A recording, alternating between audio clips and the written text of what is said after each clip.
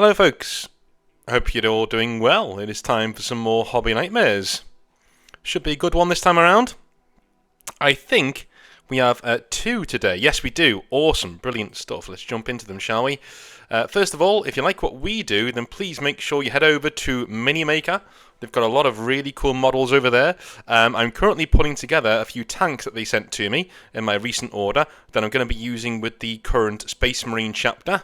They're going to be closely allied with an Imperial Guard regiment, and I couldn't find any basilisks that I really liked.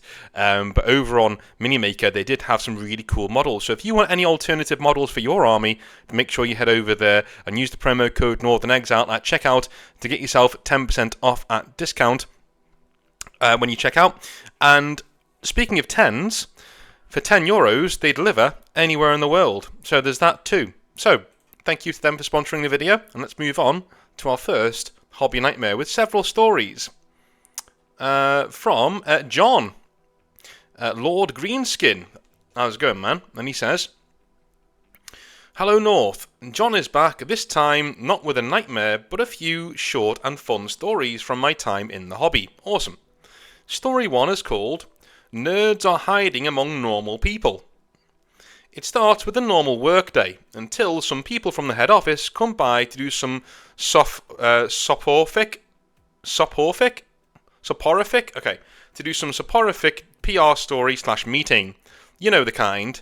This is what we are going to do in 2025. This is how we're going to interact with customers and partners. Blah, blah, blah. Sometimes I'm happy with my autism, for I could play with my fidget toy during all of this and be happily entertained." Dude. Autistic people don't know how good they've got it when you can just go off into your own little world and like not let anything like that bother you. I'd be there focusing on not trying to fall asleep. Anyway. Fortunately, the meeting was shorter than expected. I was scheduled for 1.5 hours, but was finished within 1 hour, so I went for a nice walk. I did not walk alone. A few colleagues I did not know that well, I work for a very large company, walked along with me. At one point the conversation turned to reading books. I travel more than an hour to get to work, so I often read Warhammer books to kill time. At the moment, I was reading the Gaunt's Ghosts books. Those are really good books, man, and the audio books are really good too. A colleague asked what the story was about. Without mentioning the title of Warhammer 40,000, I described what Gaunt's Ghost is all about. Normal people don't know either, of course, so I thought. When it was clear to him that it was a sci-fi novel, he indicated that he also liked sci-fi. Of course, I asked, what kind of sci-fi do you like exactly? His answer, I don't read, but I mainly watch YouTube videos about Warhammer 40k. I just find the lore really cool. I don't think I need to tell you what we talked about for the next half an hour. There are more nerds hiding among us, especially in corporate societies, than you think.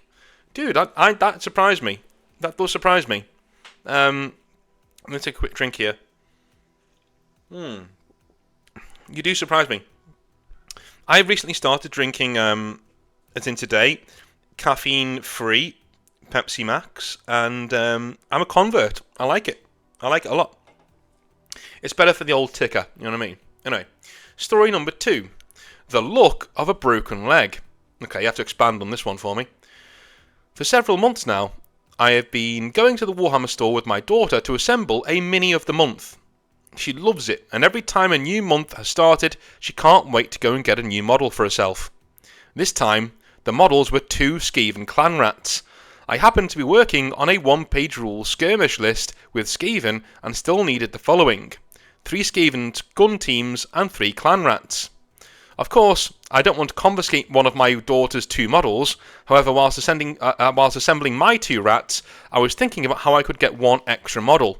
I'll worry for later, I thought then. With my 2 models built, I went to see if they had a set of Skaven gun teams. Luckily, they had these and I bought them. In the meantime, I heard my daughter talking with a little voice that told me something was wrong. It turned out that when she put one of the 2 Skaven on the base, a leg had broken off. I tried to glue it, but unfortunately it wouldn't stay in place. When I showed that model to the shop owner, he gave me a new sprue to put 2 new Skaven models together. Then I will end up with 2 for her, but 3 for me. Thanks to a broken leg of a Skaven, my Skaven list is now complete. That's awesome. And the other thing is, right, like my daughter does this. Like sometimes the smallest little thing just sets her off. Like she just like she had these sunflowers the other day. She loved these sunflowers that she was doing in school, and she had reared. I don't know if the right word is reared, but you know what I mean. She had watered these sunflowers, and one of them broke, and my God, it was like one of her children had died. And I walked down the road. I was like, "What are you doing?" She's just crying and sobbing. Ah, my sunflower! Ah! Oh, okay. All right. So I had to go back inside, and I got a toothpick, and I attached one part of the sunflower to the top of the toothpick, the other part to the bottom of the toothpick, and then tied them together. And she didn't notice for a while, and that sort of put a band-aid on the whole situation. But I get your panic here, sir, because especially the little girls, they like their things, and if their things break, yeah, can lead to World War III. Of course, I'm not going to buy something for myself and nothing for her. She really wants the paint in the Warhammer store. There is only one disadvantage. I don't use their paints. The solution was quickly found, though. I took her to the small starter sets with a paintbrush. She chose Tyranids after looking all the boxes. These Tyranids were put together in the same afternoon. She put the sand on the bases, something she had been doing for the last 5 years on my models. After priming, they are ready to paint in the Warhammer shop some other day. With her first real models, we go straight to Story 3. Story 3, From Tanks to Thanks. It was Sunday morning. I was painting tanks. Then my daughter suddenly came with her box of Tyranids. And I quote, "I want to go to the Warhammer store today and paint these." Unquote. Unfortunately, I had to answer, "Oh, that's not possible, dear. I have to work in a few hours' time." Luckily, at home. After a short disappointment, she came up with another idea. "Then I want to play Warhammer with you upstairs." My Warhammer table was only just finished, and I recently had my own models made and scenery. I'll send you a picture with this email. Okay, then let's have a little look-see. Do you know what's really, really awful? I don't know whether any dads or even mums in the comment section. Have you ever had like one of your children, or just one if you've only got one? They get into that's really cool scenery, man. Really cool stuff. They get into something that you want them to get into, or something that you yourself are into, and you want to nurture it, right? But you just don't have the time to do it that day. Do you know what I mean? I feel so rotten when I have to say that to my little girl. When I have to say, "No, I can't do that today because I'm working," or like if she's visiting just for the day because she's got a busy week with her mum and stuff, and it falls on a day when I've got loads of work to do. I feel really bad. Just like I make her a dinner, I sit downstairs with her, we play some video games, and then she goes upstairs to play on her iPad and to play with and read books and stuff. And I just go back to work, right? I just feel so bad. Like I should be spending like every second with her. But I think as parents, we sort of got to, especially hobby parents, we've got to come to terms with the fact that we shouldn't be around our kids all the time. They need their own space too. Even though you might feel bad. Anyway. I wanted to do a battle with her. Can we do that within 1 hour? After thinking for a short while, we went upstairs for a battle, a short one. I had already made a 1-page rules list for her with the 4 models she had. But what should I take with the same points?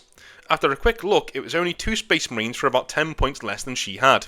Of course, a child needs a nice story to go with the game. The Space Marines are stuck on a planet full of aliens. They have to go to an objective to summon a spaceship and escape with it. She had to stop me with her aliens. After a short explanation of how OPR works, we started. Of course, I helped her a little. However, she immediately realised that if she can't charge, it would be best to let her aliens hide in line of sight blocking terrain. I was so proud of her for realising that all on her own. The battle didn't go well for my Marines. I love this. In turn 3, both Marines were dead. It was a nice first battle on my new gaming table. She thanked me for the battle, and then I had 5 minutes to boot up my computer to get to work. Anyway, there is a story 4. I also have a whole hobby nightmare about how my YouTube channel and why I now make wargaming videos, but before I write that, I'm curious if you want to hear a story and if you're a Formula 1 fan. The latter especially will influence how I tell the story of my old videos and channel. Kind regards, John, aka Lord Greenskin. Dude, yeah, I like Formula 1. Like, I haven't watched it in a while because it's so bloody expensive to watch. Dude.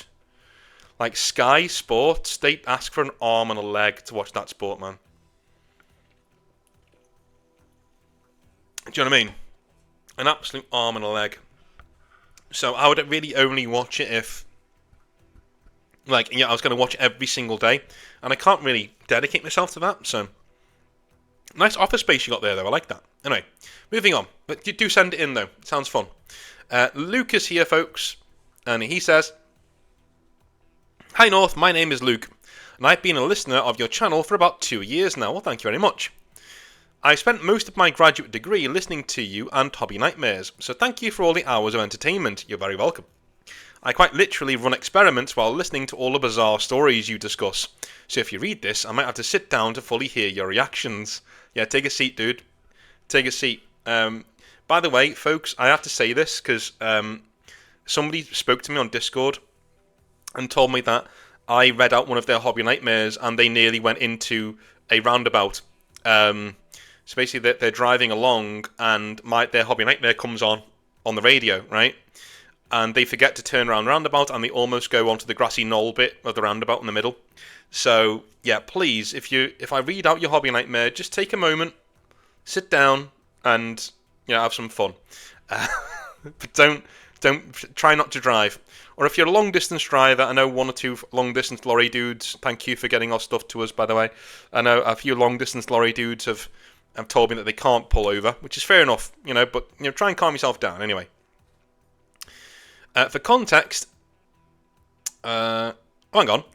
Grad school has kept me insanely busy, leaving a little time for the hobby, but I do try to squeeze in some painting on the weekends, and that leads me to my Hobby Nightmare. For context, I moved from Ohio to South Carolina for grad school, and my partner moved down with me this past summer. Since coming here, I discovered a Games Workshop store in a city about half an hour away. Or an hour away. Something I never had back in Ohio. Dude, one thing I have to mention, an hour away to you is nothing.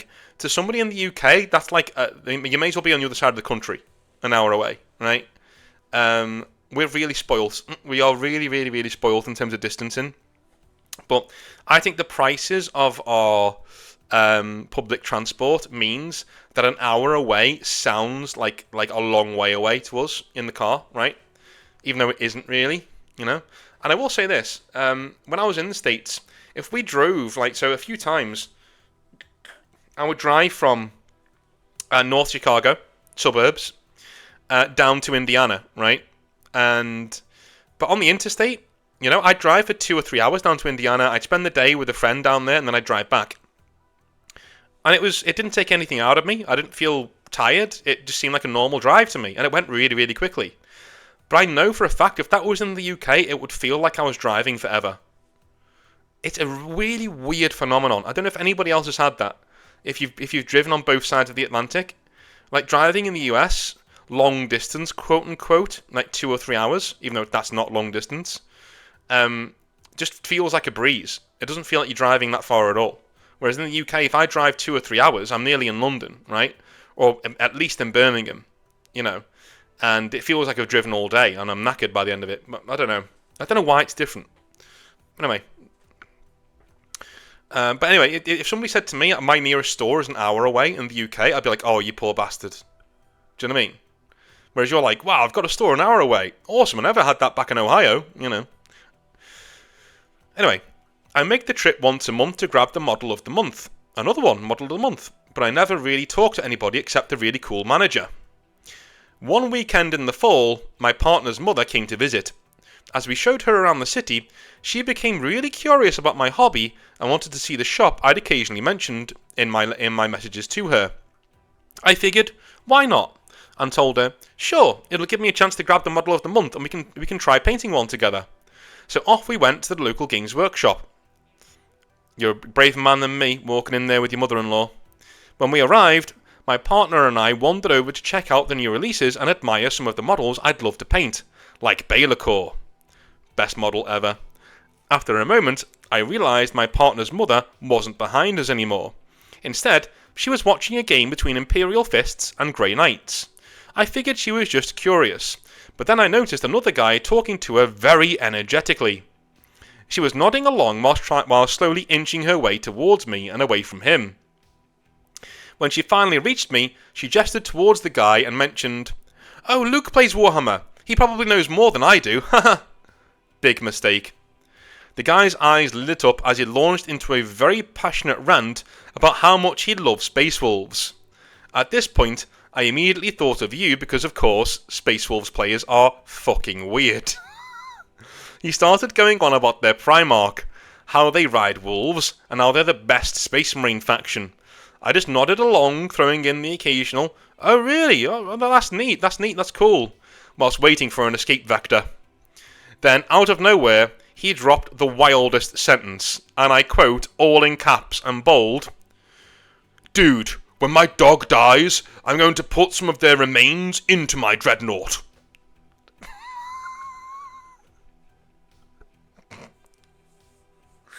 The fact that you're there with your mother-in-law, it's hilarious. I had no. That's me, by the way. It's not your Discord. I bet you that's Macca. It is. It's always Macca. Anyway, hello Outer Circle, by the way, if you're watching this. I had no idea how to react. He then whipped out his phone and excitedly showed me a giant Reddit post about another Space Wolf player who had done the same thing, saying that now he had to do it too. I mean, I get the concept, right? Dreadnoughts are basically walking tombs, but that was way too much for me. As he kept rambling about this post, the store manager finally came out from the back and spotted me. Sensing my opportunity, I immediately jumped out of the conversation, asking for the model of the month and an inner circle companion set. I knew that if I brought something extra, the manager would ring me up quickly and get me out of there. But even at the counter, the Space Wolves guy kept going on about the dog thing. He then proudly announced that he has 8 dogs and plans to do this for each one. Meanwhile, my partner and her mum stood beside me, trying to be polite whilst clearly regretting every life decision that led them to this moment. After the transaction was done, I turned to the guy and said, "Well, alright, I've got to go. Well, thanks for the conversation, dude." He nodded and replied, "May the All-Father guide you." I'm going to be honest with you, Luke. I think this guy's got either autism or something else going on. I'm going to try not to be too... In fact, I'm not going to be harsh on this guy. Do you know why? He's not doing this in bad faith. Do you know what I mean? I can't denigrate or have a go at somebody for having passion about their army. Sure, it's misplaced. Sure, it can be kind of annoying. But at the same time, I just can't, dude. I just can't have a go at this dude. That's so lovable. Like he just loves it. So it is a bit weird. Don't get me wrong. The dreadnought thing, it's a bit strange, But I just can't. Not all Space Wolf players are bad, and I think this is honest passion that's given by somebody who's either mentally ill or has an issue going on, or is autistic or has Asperger's or whatever, right? So you just got to take it as it comes. These people are in the hobby, and they've got a right to enjoy their hobby too, right? And I try and celebrate it. Whenever it comes along, I try and celebrate it. And I remember, I've said this about the guy once who came into my Games Workshop store. I'd have lots of really boring days when I was a staff member, just painting models for the store. You'd think it was a really cool job that you got to paint models for a living, and it was, to be fair. But it also got really lonely and mind-numbing after a while, especially if you're painting an army that you're not really interested in, which I was most of the time. So it was always really awesome when one guy, I'll call him James, used to come in. And James was clearly autistic. He had a lovely son with him as well. He didn't bring him most of the time during the day because the son was in school. And James was unemployed because of his mental issues, right? Now, he wasn't violent or aggressive or anything. He was just very heavily autistic. So he would come in, and he didn't know when to not talk. He had no sense of when to just not say anything. He had no social cues. But that kind of suited me, because he'd sit there and he'd talk to me about, he just started watching, or he just finished watching, he would bulldog something. So if he started watching something, he'd watch it all the way through for days until it was finished. So he just finished watching Lucifer, right? And I don't really have any... I never really thought I'd like Lucifer at all, but I've seen Lucifer, right, without watching it. I've literally seen that show without watching it. Like, James did such an amazing job of telling me who people were and how their stories intersected and what kind of things were happening in the show, that I was actually looking forward to him telling me the rest. It was like listening to a podcast, but in human form. He would do that with Final Fantasy 14, with the stories in that. He'd tell me about the Elder Scrolls Online, about the Dominion quest line that I never was going to do because I don't like elves. And it was just always really, really interesting the way they would talk about it, because I was able to switch my mind off and nod along. And because he's autistic, the fact that I'm not responding doesn't bother him at all. Right, he's not like a normal person. A normal person would be like, "Why aren't you responding? It's rude. The social cue is there for you to respond and go, cool, right." Well, he didn't care. He just loved having me there, and he could tell. I think something deep down, he could tell that I was interested in what he was saying. You know what I mean? And it was such a great dynamic. I think you've come across one of those. But he just wants to overly share. And I think you've got every single right to get the hell out of there, because you're under no obligation to sit there and be talked to about this guy and his dog rituals. But at the same time, and I don't think you're asking me to, by the way. I don't think for 1 second Luke's sitting there going, have a go at this guy. That's not what he's written in for, right? It's just a funny story he's come across in this local store, and I agree. But I'm definitely not going to have a go at this Space Wolf player, because, passion's passion, and it's good. Anyway, as we left, I immediately apologised to my partner's mother for not stepping in sooner. She just chuckled and said, "Yeah, I heard the dog thing. I knew I didn't even want to try to understand what the hell that was about." Later that night, we all sat down and painted our models together, which was a fun way to wrap up the bizarre experience. It wasn't the craziest or most dramatic story, but it was definitely weird, and, of course, my partner's mother's first exposure to the hobby had to be that guy. Hope you enjoyed the story. All the best, Luke. Cheers, man. Yeah, and I agree. That's why I said going to a Games Workshop store or any hobby store with your mother-in-law, you're a braver man than me. Mainly not because hobby stores are full of weirdos, but as soon as you take your mother-in-law in there, that guy's going to come in. And he's going to want to talk all about all the weird stuff he's been getting up to, and only to you guys. That's just sod's law, right? Anyway.